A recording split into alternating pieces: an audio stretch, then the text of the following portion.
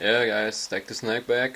Today I got a Europa Universalis 4 video. And I'm describing the changes of Common Sense DLC. What changes, or what changed very much of the gameplay.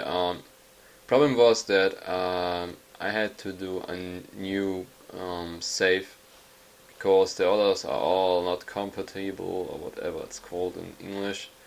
So I played a bit and yeah, I will show you what changed. So that's a custom nation now. I did. You need for that I think the DLC whatever it is. Maybe it's El Dorado I think. All the other four basically I don't know. So what did changed? Obviously, you have now more provinces like that one what's added, or in Italy they added much more provinces. They are now smaller, but you have more. Rome is smaller like that. Umbria here, and they added very much more provinces. Like in France, I think they did not change so much. They only killed out those much vessels France had from the beginning. So France is now a little bit, or overall all big nations are now easier to crush in the beginning. They also changed up the manpower system. I don't understand it right now because you have a maximum capacity, but it's not depending on how much you get in the year like it was before. I don't know on what's depending now. So what changed? You have now castles, and those castles, if they are working, like here, when this icon is showing gray, when this icon is showing red, like here, yeah, it's not working. So your enemy can walk through this castle. But what these castles are doing, they're costing a lot of money in first of all, and then those castles preventing the enemy to move into your territory. So if you have, like here, a wall of castles, the enemy can go just through and walk into my capital. They have first to siege it, and to win the siege, to come through and yeah, to get into my land. So those castles are like that. You have then not so much to siege. For example, before that update, you take France, you had to siege every fucking province. Every fucking province had a castle, so it took a very long time. And now you have only like 5 castles to siege. It's easier.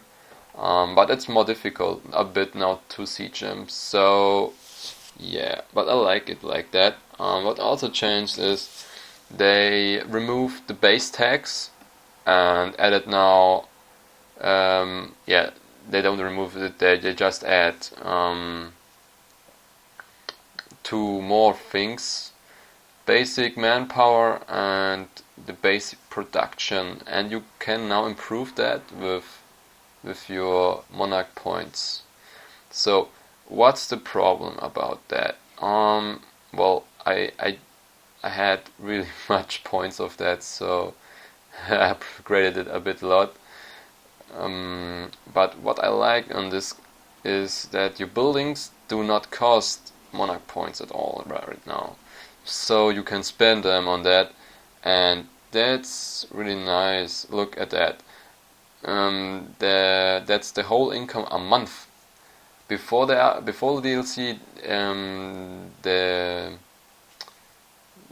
amount what was there was the yearly income. So now you can really say how much one province gives you in a month, and I liked it really much. So like here, and if you have a gold province now, like Kosovo, it is, and you improve that, after you improved it a lot, you get a warning like here, and yeah, then it's the possibility that the gold production gets half. So instead of 8, you have then 4. So you have to, don't upgrade it too much first. So what also changed? They changed, I think. Well, I can say that you get now easily better generals than before. If you had 70 military tradition, you can have very very easy 3-star generals. So I like that. What they changed, that's development now called. It's sum up of their base tags, ground production or base production, and base manpower. That's the sum up. It's the development, and after you reached 1000 development, you can get a Kaiserreich. I think it's an empire, and that's then a bit like in Crusader Kings, and that's the highest. That's the highest kind of government you can have, and it gives you good benefits like national unrest. No, that's not that. No, it just reduced the cooldown of your national. Okay, a few of these ones here that you can change it more. Okay, well, what they added also. Well, I think in the diplomatic way, it did not really much. But you can now, they added something in the Holy Roman Empire. You see the monthly authority increase or decrease. In this way, it's decreasing. So that's really nice. Before that, you had to click on to hold your mouse about that score, and then you can see how much authority the Kaiser had. So I like that more now. It's more difficult for the big nations to survive, because now a coalition against you is more powerful, because the small states also can have much armies, much troops.